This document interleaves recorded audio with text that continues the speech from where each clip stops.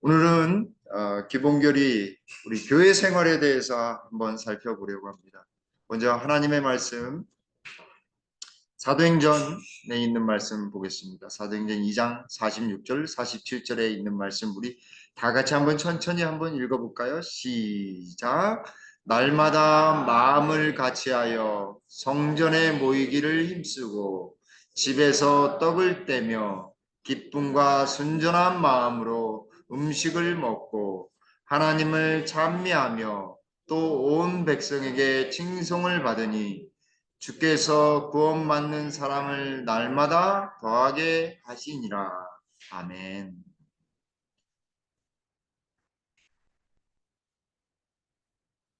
교회는 언제부터 시작되었을까요? 교회라고 하는 단어가 어디에서 기원을 두었냐면 사실은 이스라엘의 모임 자체, 회중을 의미하는 모임, 총회, 성회라고 불려지는 칼이라고 하는 단어로 시작되었습니다. 그래서 성소를 중심으로 해서 모든 12지파가 함께 하나님의 백성이 하나님을 중심으로 하나님을 섬기려고 하나님을 찬양하려고 하나님을 경배하려고 모여 있는 모임이 바로 총회, 성회라고 했습니다. 예. 특별히 출애굽기에는 회중이라고 하는 표현이 자주 등장합니다. 근데 이 모임을 주석하면서 누가 간증을 했냐면 우리 스데반 집사가 돌에 맞아서 순교하기 전에 수많은 군중 앞에서 이 이스라엘 백성들이 광야에서 시내산에서 하나님의 부르심을 받고 하나님의 백성이 되었잖아요. 하나님은 그들의 하나님이 되고 그들은 하나님의 백성이 되었는데 그때 이 회중 모임을 뭐라고 불렀냐면 광야 교회다 이렇게 불렀어요. 광야에서 모여 있는 그 사람들 자체를 광야 교회다 이렇게 주석을 합니다. 그래서 그 모임 자체 하나님을 신실히 섬기고 하나 되어서 12지파지만 하나가 되어서 하나님 백성이 된 언약 백성의 사람들을 이 교회 구약에서 회중이라고 불렀습니다. 신약에서는 이 교회라고 하는 단어가 에클레시아인데 세상 속에서 하나님의 백성으로 불러냄을 받은 자라고 하는 뜻이에요. 하나님의 백성으로서 세상 속에서 불러내음을 받은 무리들을 이 에클레시아 교회라고 불린 것입니다. 하나님께서 부르신 백성이라고 하는 의미가 더 큰 것이죠. 모임보다는 구약에서는 모여 있는 거예요. 왜냐하면 출애굽해서 노예 생활 하다가 흩어졌던 많은 뿔뿔이 흩어졌고 체계를 갖추지 못했던 사람들이 하나님의 백성이 돼서 12지파 성소를 중심으로 해서 딱 운집한 것이 하나님 중심이잖아요. 그러다 보니까 회중 총회라고 하는 칼이라고 하는 단어가 쓰였습니다. 근데 신약에서는 예수님이 오시고 난 다음에 세상에서 죄악 세상에서 부르셔서 참된 목자 대신 예수님께로 나왔다라고 하는 불러냄을 받은 백성의 의미가 더 크기 때문에 에클레시아라고 하는 단어로 불렸다라고 하는 것입니다.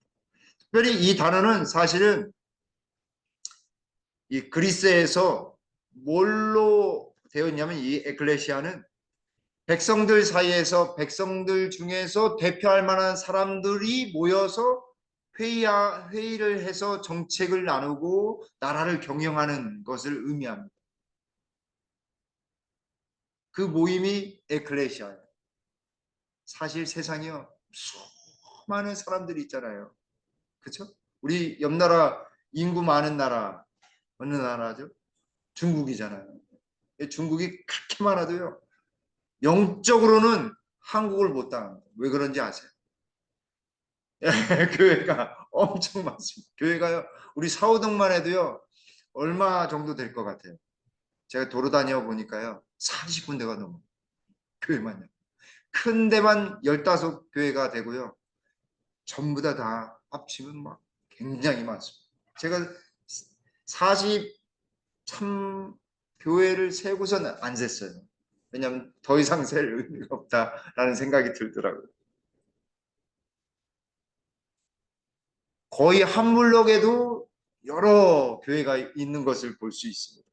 근데 이 교회의 참된 의미는 하나님을 대표하는 하나님 백성으로서 수많은 사람들 중에 하나님을 보여줄 수 있는, 마치 이렇게 한 나라의 대표자로서 다른 나라의 외교관으로서 누가 갑니까? 한 나라를 대표해서 대사. 예, 대통령을 그 나라의 다 각 나라마다 외교를 이렇게 외교 관계를 맺은 사람들 나라가 있는데 그 나라에 다 이렇게 대통령이 갈 수 없으니까 대통령의 위임을 받은 사람이 가서 모든 그 나라의 외교와 그런 정치적인 현안들을 해결하는 사람을 대사라고 부르잖아요. 그래서 우리는 사실은 하나님의 뭐냐면 대표하는 사람으로서 대사인 것입니다. 어느 나라 대사일까요? 어느 나라 대사예요? 하늘나라예요. 하늘나라 대사인 것입니다. 그러면 언제 교회가 탄생하게 됐냐면 우리가 너무나 잘 알듯이 오순절 서기 31년 오순절에 성령이 강림하시면서 신약의 그리스도 교회가 탄생하게 됩니다. 근데 초대 교회라고 적혀져 있잖아요. 초대라고 하는 말은 고대, 중대 이렇게 큰 테두리에서의 이 시간의 개념을 나타내는 대자가 되어 있는데 그러기보다는 초기, 초창기에 early라고 하는 단어가 초기라는 말이잖아요. 그래서 초대라고 하는 말이 우리의 입에 친숙하긴 하지만 어, 본래 의미로 본다고 한다면 초기라고 하는 단어가 성경적이다라고 할 수 있겠습니다. 그래서 초기 교회의 탄생은 서기 31년 오순절 강림. 오순절 날 무슨 일이 하늘에 있었죠? 예수님이 부활 승천하셔가지고 딱 하나님 보좌 우편에 딱 앉으셨거든요. 왕으로서 대제사장으로서 즉위하시면서 하늘에 축제가 벌어졌어요. 성령이 막 기름 붓듯 막 가득하다 보니까 이 성령을 간구한 기도하고 있던 마가의 다락방에 적은 무리였지만 그 속에서 기도하는 그 무리들을 중심으로 해서 신약교회가 최초로 탄생하게 된 것입니다. 근데 그들의 특징이 무엇이었냐면 오늘 읽었던 본문의 말씀입니다. 사도행전 2장 46절로 47절. 날마다 뭐 했어요? 마음을 같이 했어요. 뭐니 해도 뭐가 맞아야 돼요? 마음이 맞아야 돼요. 박수 치면은 뭐가 맞아야 돼요? 손바닥이 맞아야죠. 사랑을 하려면 뭐가 맞아야 돼요? 눈이 맞아야죠. 눈이 맞아야 돼요. 마음을 맞추는 것입니다. 같은 마음이에요. 어떤 마음일까요? 여러분. 어떤 마음? 빌립보서 2장 8절에 그리스도 예수의 마음. 그리고 성전에 모이기를 힘쓰고 성전에 모이기를 힘썼습니다. 항상 모이기를 힘써서 뭘 했을까요? 기도했어요. 기도에 전혀 힘썼다고 했습니다. 집에서 떡을 떼며 마가의 다락방에 어디나 가서 우리가 운집한 곳. 그래서 그때 당시에는 교회가 없었잖아요. 이 건물로서의 집이 없었으니까, 예, 교회가 없었으니까 모이는 곳이 교회인 거예요. 모인 곳이 교회였어요. 그 예수님 당시에도 너희가 두세 사람이 모인 곳에 성령이 함께 하시고 주님이 함께 하신다라고 말씀하셨잖아요. 그 바로 교회인 것입니다. 그리고 기쁨과 순전한 마음으로 음식을 먹고 그래서 우리 한국어에 아주 좋은 말이 있는데 우리나라 말에 굉장히 좋은 말인데 가족을 뭐라고 표현하죠? 같이 먹는다라고 해서요. 예, 식구 같이. 우리도 안식일마다 어때요? 집사님 식구거든요. 식구. 그 식구가 아프면 서로 위로해주고 서로 관심 써주고 기도해주고 식구가 마음이 상하면 서로 위로해주고 서로 자기 잘못을 이야기하며 서로 이렇게 위안해주고 더더군다나 뭘 했어요? 하나님을 어떻게 해요? 찬미하고 하나님을 찬송이라고 안 하고 왜 찬미라고 했을까요? 너무 예쁜 것 같아요. 찬미 찬양하면서 아름다움을 나타내 찬미 한번 그 점을 제가 이 말씀을 잠깐 이렇게 거의 마무리할 때 되어 있어서 찬송과 찬미를 한번 연구를 해봐야 되겠다는 생각이 들었어요. 하나님을 찬미하는 마음. 아마 감사가 넘쳐났기 때문에 그러지 않았을까라고 하면 추측을 한번 해봅니다. 또 온 백성이 어때요? 칭송이 칭찬. 왜 그렇게 칭찬이 자자했을까요?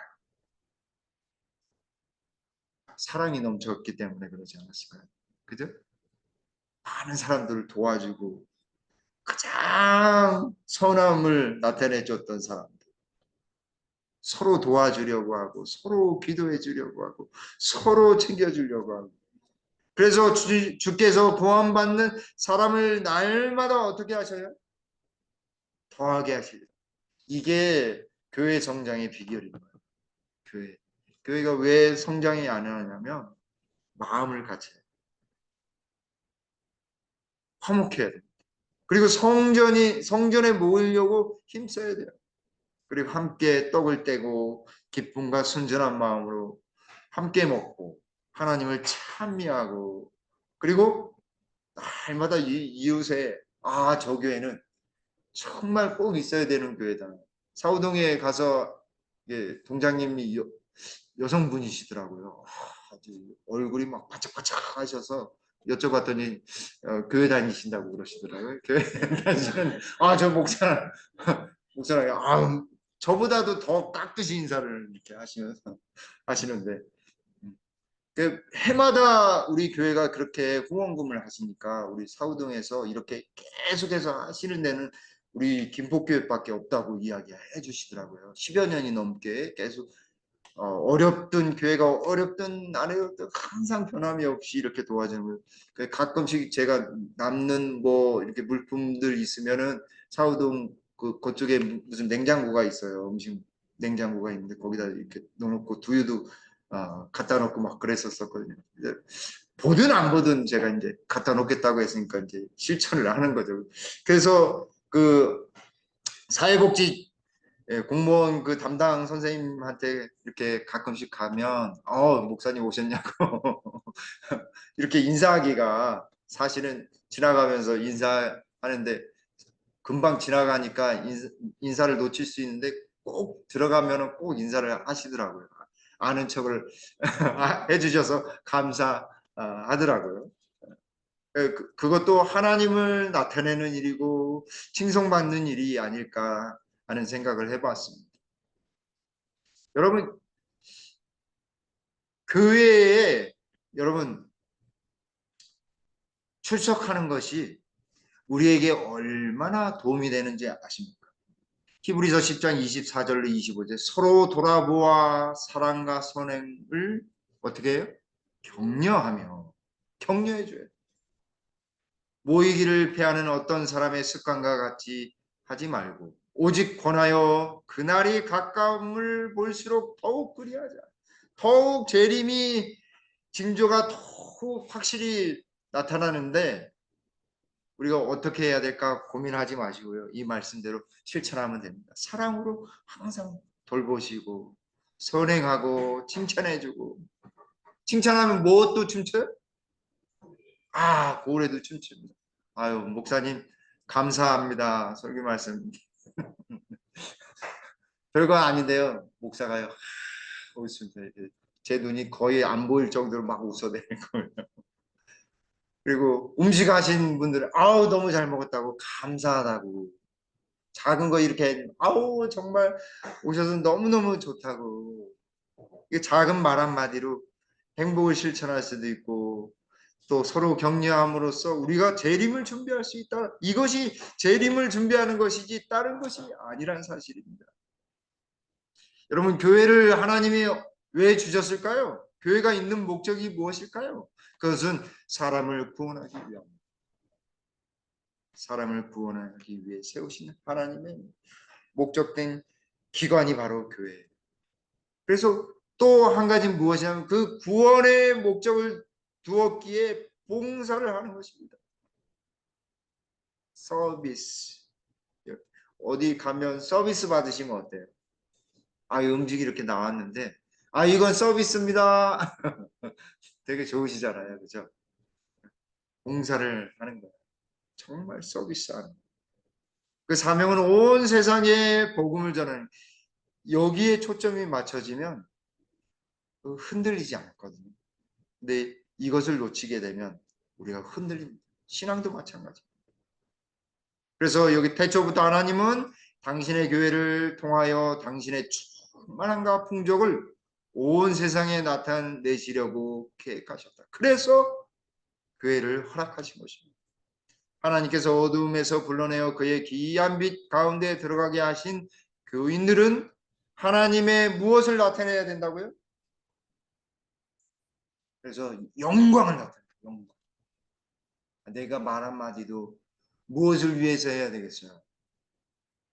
영광이 되는지를 생각하고서 신중하게 영광이 되는지 교회에서 교회는 그리스도의 풍성한 은혜의 보고이므로 종국에는 교회를 통하여 하늘에 있는 통치자들과 권위자들에게까지 하나님의 사랑이 가장 완전하게 나타날 것이다.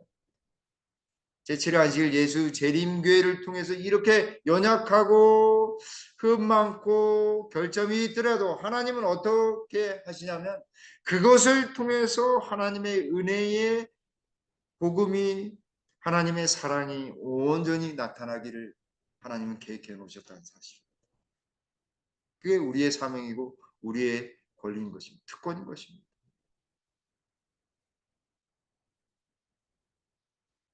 여기 그래서 사도행적 12쪽에 비록 가운데에서부터입니다. 비록 약하고 결함이 있어 보이나 교회는 하나님께서 특별한 의미에 있어서 당신의 최고의 관심을 쏟는 대상이다.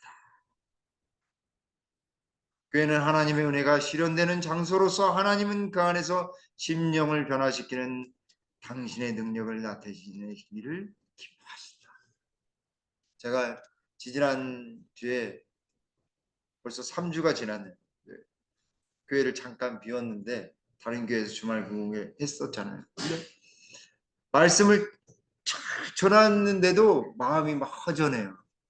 왜 그럴까요? 제 교회가 아니어서 우리 김포교회 저는 김포교회를 너무너무 좋아하고 너무너무 사랑하기 때문에 우리 성도님들 한 분 한 분이 정말 정말 소중하고 정말 정말 생각이 너무 많이 나더라고요. 그래서 빨리 와야 되겠다. 비록 늦어서 아무도 안 계시셨지만 너무너무 교회가 그리웠습니다. 교회는 하나님의 은혜가 실현되는 장소예요. 하나님은 우리 안에서 심령이 그래서 김포교회에 오면은 마음에 푸근하고 아침에 이렇게 와서 우리 성도님들을 이름을 부르면서 앉아서 물을 제습기 물을 버리고서 앉아서 이렇게 기도하면서 마음에 얼마나 안정이 되는지 몰라요. 우리 성도님들도 우리 김포교회를 위해서 항상 기도해 주셔서 정말 정말 감사합니다. 더 우리 김포교회를 사랑해 주시고 김포교회를 위해서 기도해 주셨으면 감사하겠습니다. 교회는 반역한 세상에서 하나님의 보유하고 계시는 당신의 요새요 도피성이다. 여러분 어디에 가서 피하시려고 하지 마세요. 영적으로 도피성은 교회밖에 없어요. 교회는 진리, 그리스도의 참된 능력이 있는 교회, 그곳이 바로 교회인 것입니다.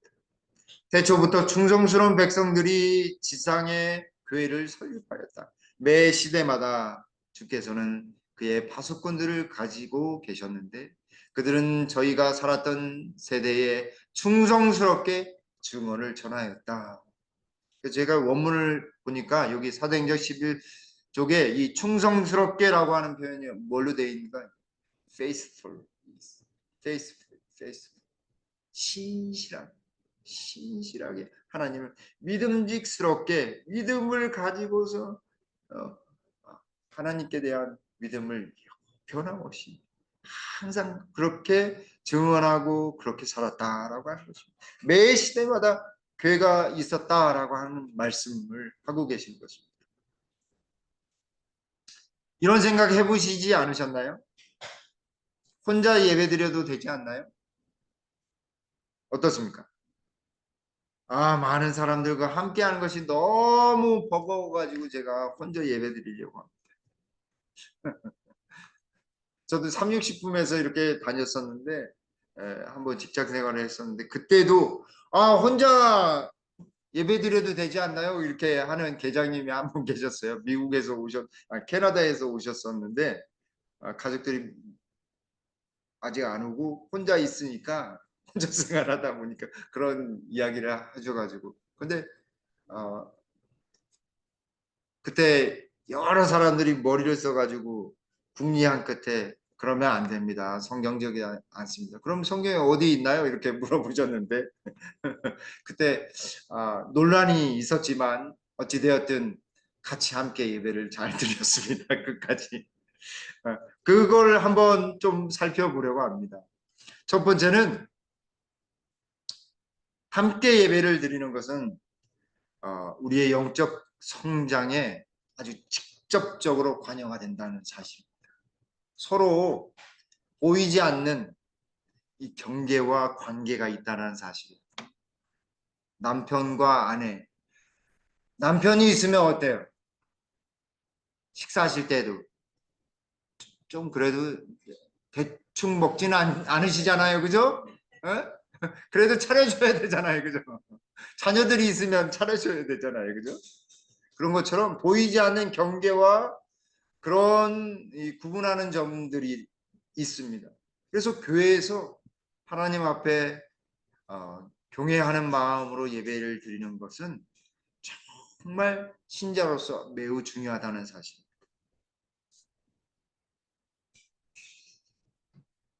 여기 교회에 보내는 권면 보니까요. 하나님의 백성들의 집회에 참석하기 위하여 특별한 노력을 기울여라라고 권면했어요. 왜냐하면 혼자 드리는 아니면 드리지 않는 것보다 훨씬 더 좋기 때문에 그렇다 이야기하시고 계십니다.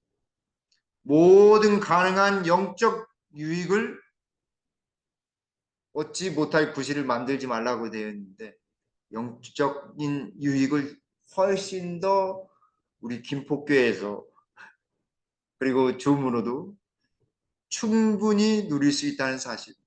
혼자 드리기보다 함께 드리면 정말 그렇습니다. 성령이 함께 하시기 때문에 그렇습니다.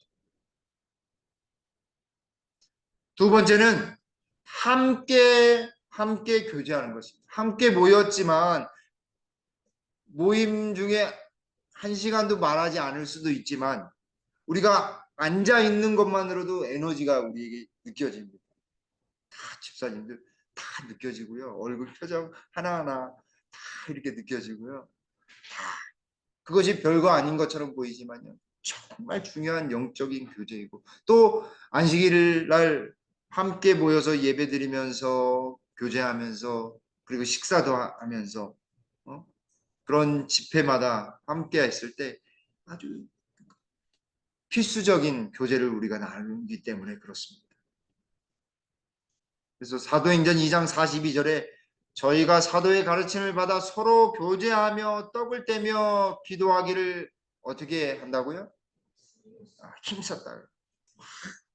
다른 거 생각 안 하고 힘써서. 그래서 오후 시간에 그냥 가지 마시고 한번 함께 모여서 기도하자고. 기도 제목 놓고서 기도하시는 것도 굉장히 좋습니다. 아니면 개인 기도하셔도 좋아요. 함께 기도하는, 뭐 자녀를 위해서 기도하셔도 되고, 또 큰일을 앞두고 있으면 함께 기도해 달라고 함께 모여서 기도도 하고, 얼마나 좋은지 모르겠어요. 진정한 교제는 하나님과 나와의 만남이잖아요. 그죠? 굉장히 아주 좋습니다. 그래서 그리스도인의 영적인 성장은 사실은 교제와 격려 없이는 불가능한 것입니다.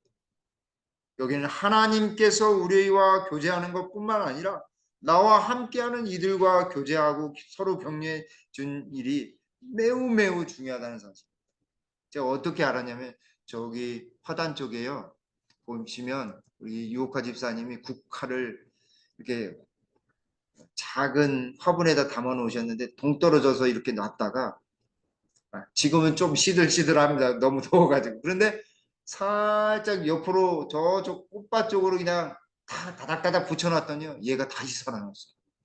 시들시들 누렇게 변하더니 조금씩 바뀌는 것 같아요. 왜 그러냐면 같이 함께 있다라고 하는 것만으로도 에너지가 가는 거예요. 매우 중요하다는 사실입니다. 예수님도 회당에 가시기를 언제나 즐겨하셨습니다. 예수님께서 우물가에 가서 만난 사마리아 여인에게 요한복음 4장 23절에 아버지께 참으로 예배하는 자는 신령과 무엇으로 예배한다고요? 진정으로요. 진정. 막 예배할 때는, 참된 예배는 신령과 성령과 진정한 마음, 진리로 예배 드린다, 이 말인 것입니다. 누가복음 4장 16절에 예수님도 안식일에 자기의 규례대로 습관대로 회당에 들어가서 무엇을 읽으셨어요? 성령이요. 성경을 읽어야 돼요. 성경을 읽으시고 서서 강론하셨어요. 성경. 그래서 이 말씀 읽다가 궁금한 점이 있으시면 그냥 가지 마시고요. 적어오셔서 물어보셔요. 이건 어떤 거 같냐고 서로 물어보시고 답이 안 나면 저를 목사님 도와주세요 하시면 함께 연구할 수도 있습니다. 네 번째는, 교회는요 그리스도 중심의 삶을 살도록 다시 막 떠났다가 마음을 어디로 돌려요? 예수님 중심으로. 예수님 중심. 교회의 중심은 바로 그리스도임을 우리가 항상 잊지 말아야 하겠습니다. 출애굽기 25장 8절에 내가 그들 중에 거할 송소를 그들을 시켜 나를 위하여 짓되라고 했습니다. 하나님 유일하게 나를 위해서 지으라는 말씀. 그게 바로 성소, 교회입니다. 이스라엘 백성들이 왜 하나님 백성이 되었냐면, 그 증거를 어떻게 알 수 있었냐면, 가운데에 막 영광의 불이 밤에 확 나타나고 낮에는요 구름이 확 나타나서 주변에 있는 이방 백성들이 저기 쳐들어갔다 큰일 나겠다. 쳐들어갈 엄두를 내지 못했다고 구조화 선지에 나와 있습니다. 하나님 중심으로 살면 사단이 들어갈 엄두를 못 내요. 정말 엄두를. 예수님 중심으로 살아야 하는 것입니다. 다니엘이 어떻습니까? 하루 3번씩 바벨론의 포로의 생활 가운데서도 하루도 빼놓지 않고 기도했습니다. 아침마다, 점심마다, 저녁마다 하루 3번씩 무릎을 꿇고 성전을 향하여, 예루살렘을 향하여 기도했던 것입니다. 우리 김포교회에 제가 오면서 너무너무 감사한 거는 언제든지 내려와서 기도할 수 있다라고 하는 거예요. 언제든지 내려와서. 성전을 중심으로 살 수 있는 것이죠. 자, 이제 마지막 부분입니다. 교회는요, 여러분, 성도, 교인이라고 하는 것은 사실은 특권과 의무가 함께 결합되어 있습니다. 베드로전서 2장 9절에 오직 너희는 택하신 족속이요 왕 같은 제사장들이요 거룩한 나라요 그의 소유된 백성, 하나님의 백성. 움츠리지 마시고 당당하게 용기를 가지시고 함께 살아가셨으면 좋겠습니다. 부끄러워하지 마십시오. 용감하십시오. 용기를 가지셔야 돼요. 그리고 무엇을 해야 될 의무를 가지고 있냐면요, 이는 너희를 어두운 데서 불러내어 그의 기이한 빛에 들어가게 하신 자의 아름다운 덕을 선전하게 하려 하십니다. 하나님의 아름다운 품성을 전하도록 하는 것이 우리에게 주어진 바인 것입니다. 근데 우리는 어때요? 말로 저 자신도 회개합니다. 얼굴 표정으로도요. 행동으로요. 아침마다 이렇게 교회 주변을 쭉 들어보면 담배꽁초가 여러 군데 있습니다. 왜 버릴 데가 없어서 왜 여기다 버리는지는 잘 모르겠지만 제일 처음에는 아우 너무너무 그렇다 막 이러면서 그랬는데 지금은 어떻게 생각을 바꿨냐면 내가 담배꽁초를 하나님 성전을 이렇게 치우니까 하나님 성전 주변이 깨끗해서 너무너무 좋다 이렇게 바꿨습니다. 그 사람들을 탓한 것이 아니라 하나님 중심으로 생각하니까 마음이 변화되고 생각이 변화되더라고요. 하나님 중심으로 사는 것, 교회를 중요하게 여기는 것은 우리가 어떻게 살아가는지를 보여주는 것이라 할 수 있습니다. 사도행전 9쪽에 있는 말씀, 교회는 사람을 구원하기 위해 하나님께서 세우십니다. 나 때문에 마음이 돌아서거나 마음의 상처를 받는다라고 생각하면 얼마나 아프겠어요. 좀. 누구 때문에? 저 목사님 때문에. 이렇게 하면 목사의 사명이 흔들리게 되는 것처럼 말이죠. 두 번째는 하나님이 영광을 우리를 통해 교회를 통해 받으십니다. 시편 96편 3절에 그 영광을 열방 중에 그 기이한 행적을 만민 중에 선포할지어다. 여호와는 광대하시니 극진히 찬양할 것이요 모든 신보다 경외할 것이다. 하나님께 영광을 돌려야 하는 것입니다. 그것이 바로 교회의 본래의 기능이에요. 세 번째는요, 그리스도의 능력과 사랑의 본질이 잘 나타내야 됩니다. 우리가 읽었던 거예요.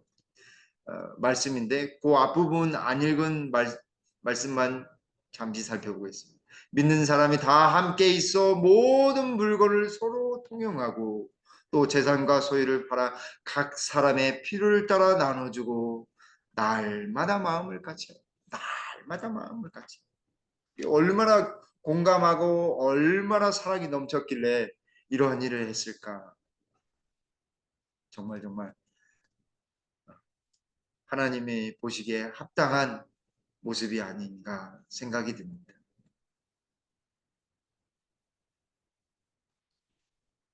그분의 능력과 사랑이 나타나려면 여기 에베소서 1장 22절, 에베소서 5장 23절, 골로새서 1장 18절에 있는 말씀처럼 교회의 머리는 누구시라고요?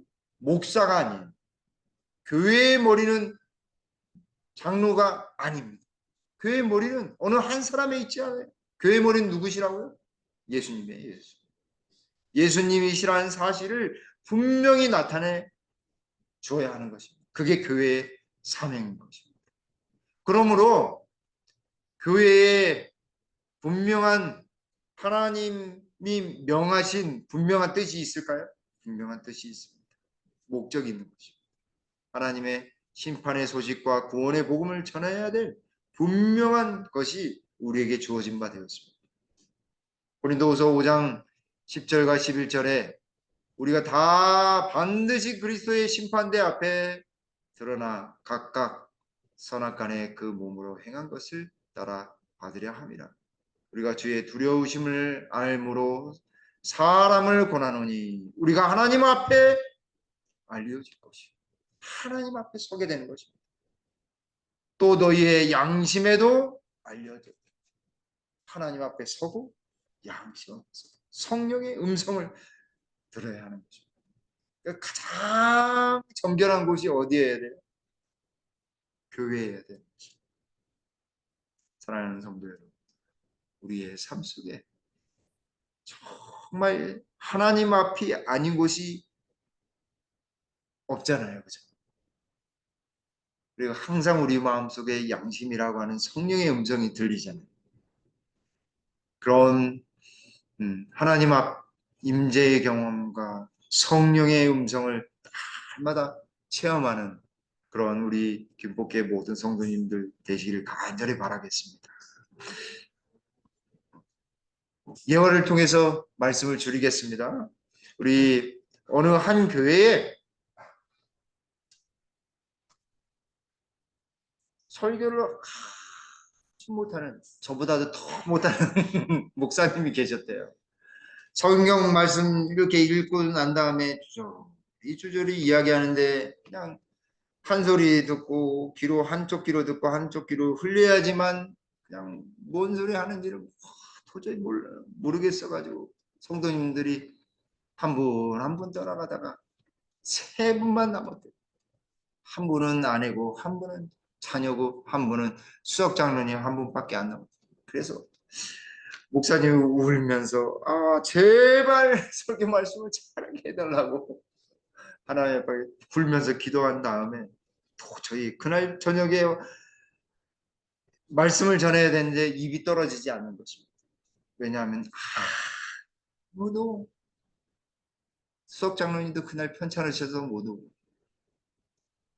아들이 아프니 자녀가 아프니 아내도 못 나오는 것입니다. 아들도 못 나오고 그런데 그날 저녁에 누가 찾아왔냐면 밤손님이 찾아왔는데 목사님이 들어오는 걸 알고선 뭐래도 훔쳐갈까 들어왔는데 목사님이 들어오는 걸 알고선 얼른 저기 구석으로 숨었대.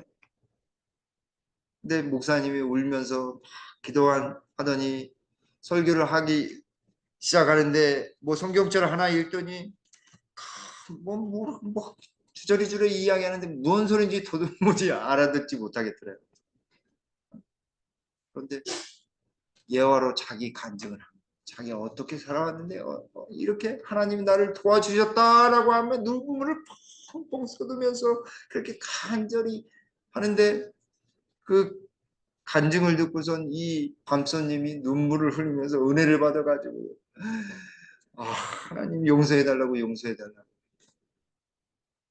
그 뒤로 그 밤손님이 그 교회의 신실한 집사님이 되었습니다. 그 교회를 잘 섬기고 그 교회를 성장시키는데 큰 역할을 했다고 합니다. 사랑하는 성도 여러분, 우리 연약한 교회라 할지라도 하나님의 뜻이 이루어지면 더 큰 일을 할 수 있음을 꼭 명심하게 되길 간절히 바랍니다. 그리고 그리스도 중심으로 살아가는 저와 여러분들 되시길 간절히 바라면서 말씀을 줄이겠습니다. 아버지 하나님, 우리에게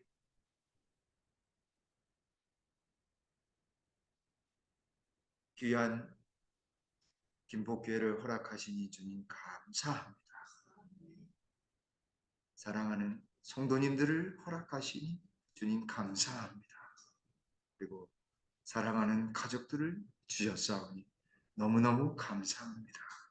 주님, 우리가 생활하는 모든 것이 감사의 조건들인데 그걸 모르고 살아가는 어리석음을 범하지 않도록 날마다 성령의 능력을 허락하여 주시옵소서.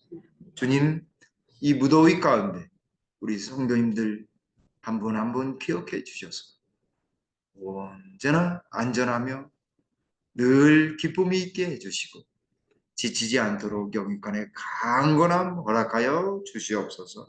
특별히 간절히 기도드리옵기는 우리 박영숙 집사님 부군 되시는 우리 전 선생님 주님 어여삐 보시고 불쌍히 여겨주셔서 수술 받으실 때에 온전한 치유가 있도록 주님 크신 의원 되신 하나님의 섭리가 있도록 주님 지혜해 주시고 안찰하여 주시옵소서.